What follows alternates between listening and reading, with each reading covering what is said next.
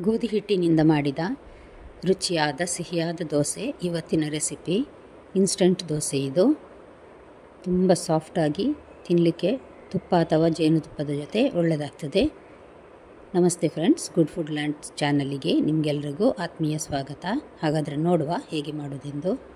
ಇದು ನೋಡಿ, ನಾನು 2 ಲೋಟ ಗೋಧಿ ಹಿಟ್ಟು ಮಿಕ್ಸಿ ಜಾರಿಗೆ ಹಾಕ್ತಾ ಇದ್ದೇನೆ. ನಾನು ನೋಡಿ 2 ಲೋಟ ಇದೆ ಇದರಲ್ಲಿ. ಅದೇ ರೀತಿ ಅದೇ ಲೋಟದಲ್ಲಿ ನಾನು 1.5 ಲೋಟದಷ್ಟು ಸಣ್ಣ ರವೆ ಇದೆ ನೋಡಿ, ಬಾಂಬೆ ರವೆ ಅಂತೀವಿ, ಆ ರವೆಯನ್ನು ಹಾಕಿದ್ದೇನೆ 1.5 ಲೋಟ. ಒಂದು ಅರ್ಧ ಲೋಟದಷ್ಟು ಮೊಸರು ನಾನು ನೋಡಿ ಚಮಚದಲ್ಲಿ ಹಾಕಿ ತೋರಿಸ್ತಾ ಇದ್ದೇನೆ. ಸಾಧಾರಣವಾಗಿ 7-8 ಚಮಚ ದೊಡ್ಡ ಚಮಚ ಬರ್ತದೆ ಇದು ಒಂದು ಸಾಧಾರಣ ಅರ್ಧ ಲೋಟದಷ್ಟು ಬೇಕಾಗ್ತದೆ. ಸೇಮ್ ಲೋಟ ನಾನು ಯೂಸ್ ಮಾಡಿದ್ದು. ಎಲ್ಲ ಸಾಮಾನು ಹಾಕಲಿಕ್ಕೆ ರುಚಿಗೆ ತಕ್ಕಷ್ಟು ಉಪ್ಪು. ಒಂದು ಸಲ ಸೌಟಲ್ಲಿ ನಾವು ಇದನ್ನು ಚೆನ್ನಾಗಿ ಮಿಕ್ಸ್ ಮಾಡುವ. ನೀರು ಹಾಕಿ ಮಿಕ್ಸಿ ರನ್ ಆಗಲಿಕ್ಕಿಲ್ಲ ಅಂದರೆ ಸ್ವಲ್ಪ ಕಷ್ಟ ಆಗ್ತದೆ, ಅದಕ್ಕೋಸ್ಕರ ಸ್ವಲ್ಪ ಮಿಕ್ಸ್ ಮಾಡಿದರೆ ಹೀಗೆ ಮಿಕ್ಸಿ ಒಳ್ಳೆಯದಾಗಿ ರನ್ ಆಗ್ತದೆ.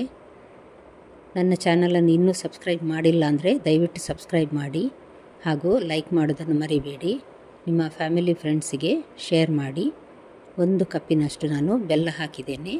ನಿಮಗೆ ಜಾಸ್ತಿ ಬೇಕನ್ನಿಸಿದರೆ ಜಾಸ್ತಿ, ಇಲ್ಲಾಂದರೆ ಕಡಿಮೆ ಹಾಕ್ಕೊಳ್ಬೋದು. ನೋಡಿ, ಈಗ ನಾನು ಇದನ್ನು ಸ್ವಲ್ಪ ನುಣ್ಣಗೆ ರುಬ್ಬಿ ಒಂದು ಪಾತ್ರೆಗೆ ಹಾಕ್ತಾ ಇದ್ದೇನೆ. ಮಿಕ್ಸಿ ತೊಳೆದ ನೀರು ಸ್ವಲ್ಪ ಹಾಕ್ತೇನೆ ಇದಕ್ಕೆ. ಮತ್ತೊಂದು 10 ನಿಮಿಷ ಹಾಗೆ ನಾವು ಪಕ್ಕಕ್ಕಿಡುವ. ಇದನ್ನು ಚೆನ್ನಾಗಿ ಒಂದು ಸಲ ಮಿಕ್ಸ್ ಮಾಡುವ.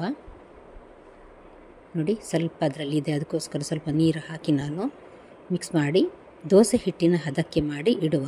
ತುಂಬ ದಪ್ಪ ಸಹ ಅಲ್ಲ, ತುಂಬ ತೆಳು ಸಹ ಅಲ್ಲ, ಆ ರೀತಿ. ಇದನ್ನು ಹಾಕಿದ ನಂತರ ಚೆನ್ನಾಗಿ ಒಮ್ಮೆ ಮಿಕ್ಸ್ ಮಾಡುವ.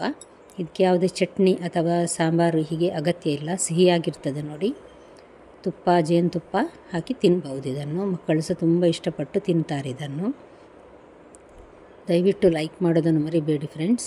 ನೋಡಿ, ಈ ರೀತಿ ಚೆನ್ನಾಗಿ ಮಿಕ್ಸ್ ಮಾಡಿ ಒಂದು 10 ನಿಮಿಷ ಮುಚ್ಚಿ ಇಟ್ಟು ಬಿಡುವ. ರವೆ ಹಾಕಿದ್ದೇವೆ, ಅದು ಚೆನ್ನಾಗಿ ನೆನೀತದೆ ಆವಾಗ. ನೋಡಿ, ಇಷ್ಟು ದಪ್ಪ ಇದ್ದರೆ ಸಾಕಾಗ್ತದೆ. ಇನ್ನು ನಾವು ಮಾಮೂಲಿ ದೋಸೆ ಹೇಗೆ ಮಾಡ್ತೇವೆ ನೋಡಿ, ಅದೇ ರೀತಿ ನಾನಿದನ್ನು ಮೀಡಿಯಮ್ ಹೀಟಲ್ಲಿ ಇಟ್ಟಿದ್ದೇನೆ. ಮತ್ತು ಕಬ್ಬಿಣದ ಕಾವಲಿಯಲ್ಲಿ ಮಾಡ್ತಾ ಇದ್ದೇನೆ. ಜಾಸ್ತಿ ಉರಿ ಮಾಡಿದರೆ ಸ್ವಲ್ಪ ಕಪ್ಪಾಗ್ತದೆ, ಯಾಕಂದರೆ ಬೆಲ್ಲ ಹಾಕಿದ್ದೇವೆ ನೋಡಿ.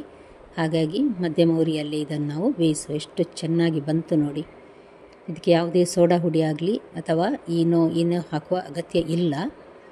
ಅಷ್ಟು ಸಾಫ್ಟಾಗಿರ್ತದೆ ಇದು ದೋಸೆ. ನೋಡಿ ಎಷ್ಟು ಚೆನ್ನಾಗಿ ಬಂದಿದೆ. ನೋಡಿದರೆ ಫ್ರೆಂಡ್ಸ್, ತುಂಬ ಚೆನ್ನಾಗಿ ಬಂದಿದೆ. ಇದೇ ರೀತಿ ಇನ್ನೊಂದು ದೋಸೆ ನಾನೀಗ ಹಾಕಿ ತೋರಿಸ್ತಾ ಇದ್ದೇನೆ. ತುಂಬ ದಪ್ಪ ಸಹ ಬೇಡ, ತೆಳು ಸಹ ಬೇಡ. ನೋಡಿ, ಸ್ವಲ್ಪ ತಿರುಗಿಸಿದ್ರೆ ಸಾಕು. ತುಪ್ಪ ಅಂತೂ ಸ್ವಲ್ಪ ಸುತ್ತ ಹಾಕಿದರೆ ತಿನ್ನಲಿಕ್ಕೆ ಒಳ್ಳೆಯದಾಗ್ತದೆ. ಇದನ್ನು ತಿರುಗಿಸಿ 2 ಕಡೆ ಬೇಯಿಸಿ ಸಹ ಮಾಡ್ಬೋದು, ಆದರೆ ನಾನು ಒಂದೇ ಕಡೆ ಬೇಯಿಸಿ ಮಾಡ್ತಾ ಇದ್ದೇನೆ. ತುಂಬ ರುಚಿಯಾದ ಈ ದೋಸೆ ನಿಮಗೆ ಇಷ್ಟ ಆಯಿತು ಅಂತ ತಿಳ್ಕೊಳ್ತೇನೆ ಫ್ರೆಂಡ್ಸ್. ಹಾಗಾದರೆ ಲೈಕ್ ಮಾಡೋದನ್ನು ಮರಿಬೇಡಿ. ಈ ದೋಸೆ ರೆಡಿ ಆಯ್ತು. ಈಗ ಮತ್ತೊಮ್ಮೆ ಮುಂದಿನ ಹೊಸ ವಿಡಿಯೋದೊಂದಿಗೆ ನಿಮ್ಮನ್ನು ಮತ್ತೆ ಭೇಟಿ ಆಗ್ತೇನೆ.